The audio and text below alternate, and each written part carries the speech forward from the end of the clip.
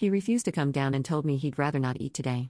He didn't even accept the flowers, telling me to throw them away. I didn't throw them away, however.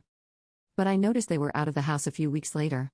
The next time I visited his sister's grave myself to pay respects, I noticed them there. I cried alone seeing that. I suggested therapy to my husband shortly after, and surprisingly he seemed accepting of the idea. He said he wanted to go alone, however, and I researched the therapist and helped him pick one he liked. He started attending therapy 10 months ago and he has started improving. He started opening up slowly and his eyes regained the spark that they once had.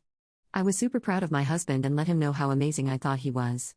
But now I think the reason for his spark being back.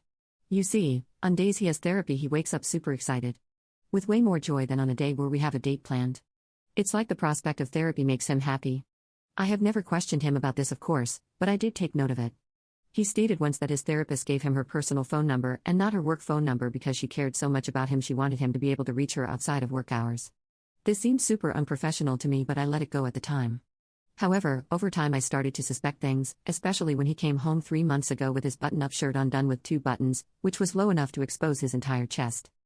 I asked him about it and he said it's weird how I noticed that. Then he said it was too hot in the car on the way home so he undid them.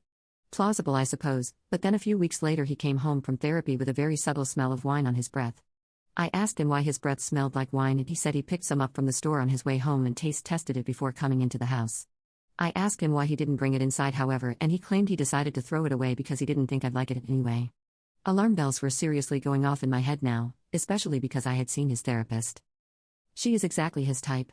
My husband and I also don't have much intimacy anymore, which is weird because he always talks about his libido coming back, which is leading me to believe that he is getting it somewhere else.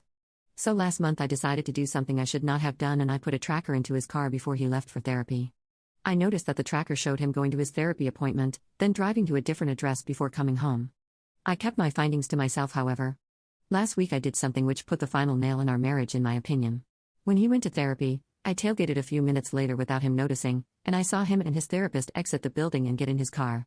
I ended up following them from afar and using the tracker which was still in his car to pinpoint the location, and I arrived at a restaurant. I sat there for an hour and a half waiting, and I finally saw them leave holding hands. I wasted no time taking pictures and capturing evidence of my husband cheating and the therapist being extremely unprofessional.